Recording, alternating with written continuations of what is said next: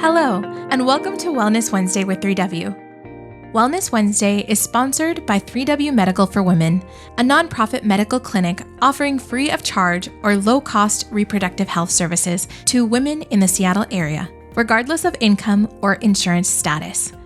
3W does not profit off of the reproductive health choices women make. The information shared in this podcast is the opinion of the speaker or speakers. Medical information is not intended as individual medical consultation, but for general education only. Always consult your own health professional for personalized advice regarding medical decisions. And if you're in the Seattle area, consider making an appointment to consult with us. I'm Alejandra, Content Marketing Specialist at 3W Medical for Women and the host of today's podcast. Hello, everyone. Welcome back to another episode of Wellness Wednesday with 3W. I'm here. My name is Alejandra, Content Marketing Specialist here at 3W, here with Dr. Susan Rutherford again. Thank you, Dr. Sue, for being here with me in our new topic of the day. Fun to be here. This is fun. I had to research to do this.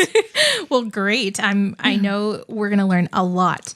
Today, we are going to be talking about National Public Health Week, which we celebrate this month. And we're going to get some insightful news on, and research that Dr. Sue is going to be sharing with us on this topic. So we're going to dive into the questions. All those that are listening, please if it's on Facebook, if you're finding this on Instagram, please like and share as we learn on more public health. Now, that may sound like a dry topic, but this is actually going to be fun. It is. It is. I've been learning a lot just as we were prepping, and I know everybody that's listening will get some insightful education on it as well. So, first question. Public Health Month. What is Public Health Month? Why do we have public health? Well, public health has become an extremely important component of medical care. And as I go through a bit of history here, you'll begin to see why. Okay. So where do we start in history? How did it become to So it's kind of interesting. Ancient people, we don't know. We can't talk to them, but they were apparently not aware of the sources of disease. Okay. And of course, they certainly didn't know about bacteria and things like that back then. But it looks like over, a long period of time, human beings were initially hunter-gatherers, but they figured out how to do agriculture, and which made them more settled. They wandered around less. And they also then got together in bigger groups. They were congregating, living together. And they had animals. Oh. And the rodents got interested, and the insects showed up, and it was just a big party. So a big party. But also, that's when it looks like probably, as opposed to just surviving, looking for food, that then disease became a bigger impact, bigger issue. Mm-hmm. Wow. Yeah, but how did they? What did they think was causing them to be sick? That's an interesting question, right? Yes. Well, you can actually go back to mythology. And of course, there are some people in the world still today that feel like it's evil spirits that make them sick. And there were those sorts of explanations. But there's an interesting story about Zeus, the Greek god. He was so angry that man had been given the gift of fire that he put all the ills of the world in a box. Oh. And he gave it for safekeeping to somebody. Well, that person was married to the woman Pandora. And one time when he wasn't around, Pandora, being curious, opened the box and let out all the illnesses on the earth. Oh, my goodness. So you know the story of Pandora's box? Yes. Well, that's kind of how it applies to public health. Interesting. So with all this knowledge, how was there anything written? So, there's not much that I could find on the really ancient cultures, although you find out that they were pretty smart. Mm-hmm. So maybe, I just didn't run across it.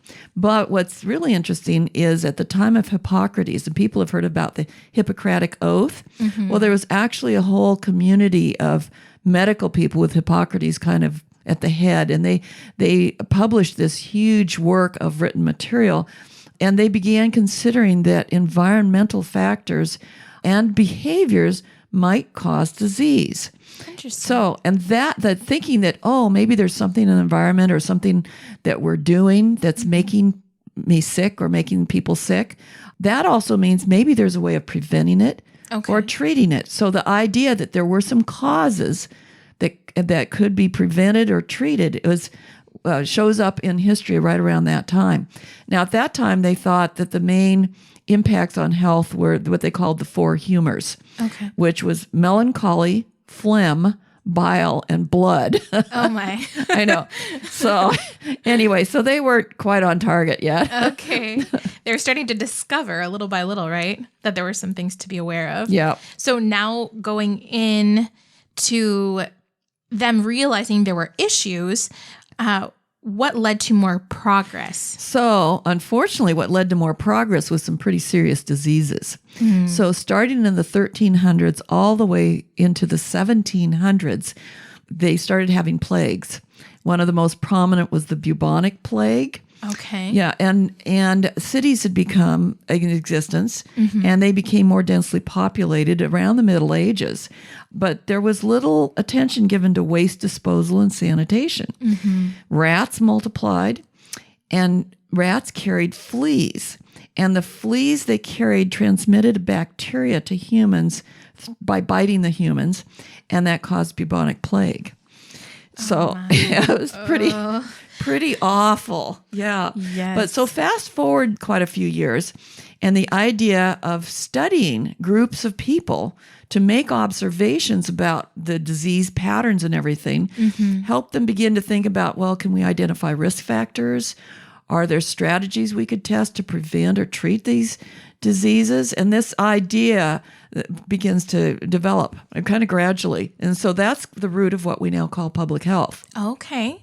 So now with them testing out, looking at different groups of people and their diseases, how does that affect what we have now, which I know we can relate to quite a bit, We can relate right? to it, yes, because two concepts quickly rose to the surface, and those were the ideas of quarantine and isolation. I bet those sound familiar. Definitely. Yeah.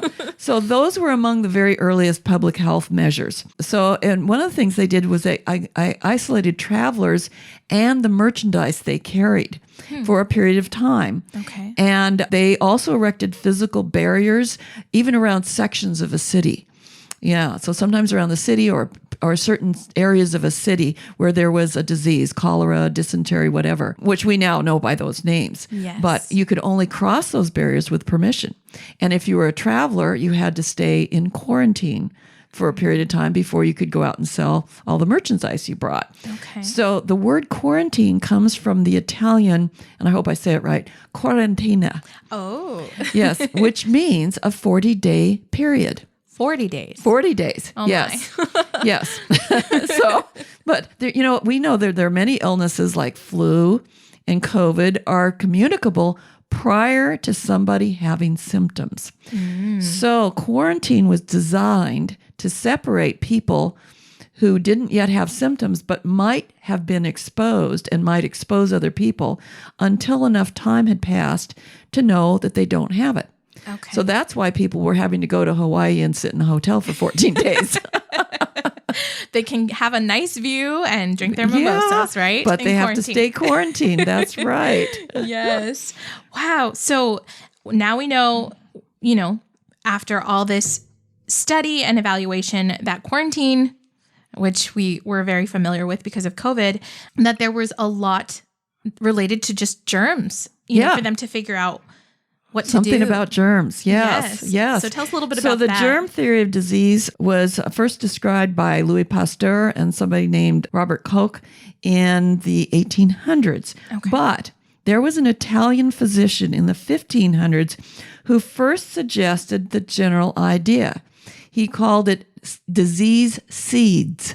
Disease seeds. Yes. So he thought there were seeds of disease that got spread, which makes sense. It's true. Yeah, it's really in a sense. pretty true. Yeah. So people know Louis Pasteur as being responsible for pasteurization, which is where you heat things enough to kill microbes. Oh, Okay. Okay. So, for instance, our milk is pasteurized.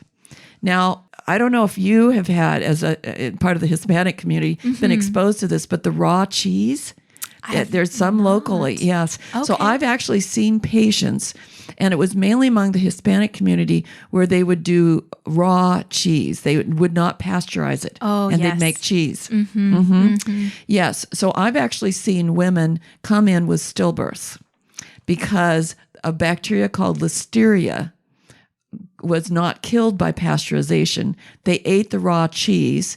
That got into their bloodstream. It went to the placenta and the baby and caused an infection that killed the baby. Oh my goodness. So that's why we warn pregnant women, don't eat unpasteurized things. Watch out for deli meats that have been sitting out. There are things like that. Wow. Yep. That's amazing. Yeah. So with all of this, how does it all apply to us now with what we're encountering? Well, something else happened at a similar time, and that was Pasteur came up with the idea that if you weakened microorganisms and then administered them as a vaccination, that people could develop resistance to the disease. So that was the origin of vaccination. There was a man named Edward Jenner who took the naturally occurring something called cowpox.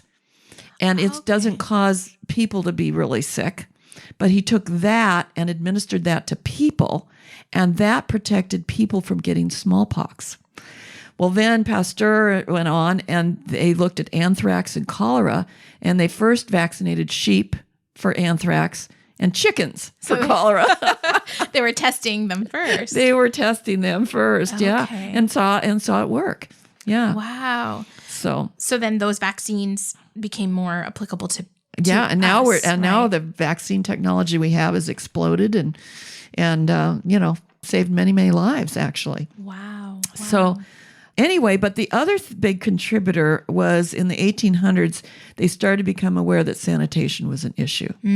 So in Britain, there was an observation made that if you lived in the countryside, your life expectancy was significantly longer than if you lived in the town. And so started thinking about why. The distance and the waste and the sanitation. Interesting. Yeah.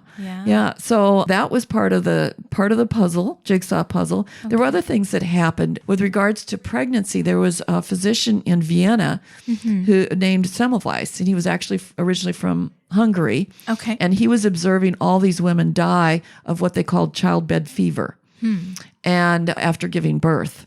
But the women that were delivered by the midwives weren't dying. And he figured out that there was something on their hands. And the physicians were doing autopsies on people that had died, to learn about it, doing all this science stuff. And then they'd go do deliveries. And so they were carrying the bacteria from these women that had died of childbed fever and giving them to new women, whereas the midwives who weren't doing the autopsies, their patients didn't die. So Semmelweis came up with a solution of, was it lime and I forget, but basically a solution, and he made all the doctors start washing their hands before they took care of women in labor. And lo and behold, the death rate just plummeted. Dropped. Yep. Wow. In the early United States, there was a doctor in the United States who did the same thing. And one of the experts at the time in pregnancy poo-pooed it. Really? Yes. He didn't believe in it? He didn't believe in it. And yet we know, obviously, this guy was totally right. But that also illustrates, and Semmelweis was rejected by colleagues. His ideas were rejected. So fast forward to now, and here we've got all this discussion going on about what works. Do masks work? Does social distancing work? We're going through that right now. And the hand sanitizer. How effective are some of these measures? We know at least they're partially effective, but, and then there have been all these edicts given, you must do this or you must do that. Well, the problem is we do not yet know all the answers, and experts can be wrong. So we have to look at this history, this public health history, and realize there's a lot to consider when you're talking about populations and particularly infections. Right. One thing that's interesting is that public health has become so much more than just dealing with infectious disease. Is that right? Public health is addressing like heart disease, like watch your cholesterol Right. and high blood pressure and diabetes and all sorts of issues.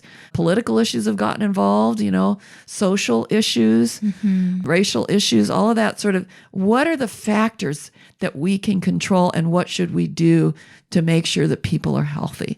And public health has become about just a lot more. A lot more. Yeah. Wow. Well, this is such insightful information, and getting a little bit of the background of how it started is so much more fun. Well, I would really encourage people. I found some websites just by Googling, and then there's the National Library of Medicine. You can actually see handwritten notes from chemistry and anatomy and medical classes by medical students, pages of handwritten notes that have been scanned and uploaded to the National Library of Medicine. Wow. And they're from the 1800s. No way. Yeah, it's really interesting. So this is actually a really fun topic, but I ran into some trivia. Oh, I want to share you the trivia. Yes, share with us. So basically in 1798, so we were a country, there was a U.S. Congress. Okay. The U.S. Congress passed an act that established the U.S. Marine Hospital Service. Now, that was to treat seamen who were disabled or had disease. Okay. And the first hospital was back, I think it was Massachusetts, the first U.S. Marine Hospital. This is trivia here. The building that's on the north end of Beacon Hill above I-90, the big tall building? Oh, yes. When I was a little girl, that was called the U.S. Marine Hospital. Is that right? Yeah, and my father, who had been in the military and had TB, used to go there for appointments when I was a little girl. Wow. Yeah. And then it became the U.S. Public Health Hospital. So the U.S. Marine Services was the first, the beginning of the U.S. Public Health Service. Yeah. Wow. But other interesting trivia. So that was 1798 when Congress established that service. Okay. In 1799, Boston established the first Board of Health and the first health department in the United States. So, would you like to know who was named as the very first health officer? Yes. Paul Revere. Oh my goodness. Wow. That is some cool information. Yeah, so that's trivia. Well, I think all of our viewers will love listening to this episode, especially those that are super interested in history. Yes. So thank you so much, Dr. Rutherford, for sharing this with us and just giving us some more insights on how public health started and how it's working for us today. And as we know, right, especially in this season of flu and just general sickness, everything, how it kind of ties in with how it started. So thank you so much for joining me again in this episode. And we hope that everybody's listening enjoys it. All right. Well, we'll see everybody in the next episode. Thank you so much for joining us. For more information about 3W, please visit our website at 3wmedical.org. That's the number 3, the letter W, medical.org. From there, you can learn more about the services we provide, book an appointment, or make a donation if you'd like to support our mission. You can also call our office at 206-588-0311. That's 206-588-0311. If you liked this episode, please share it with others and consider subscribing on your favorite podcast platform so you'll never miss an episode. Thank you so much for listening, and until next time, stay healthy and be well.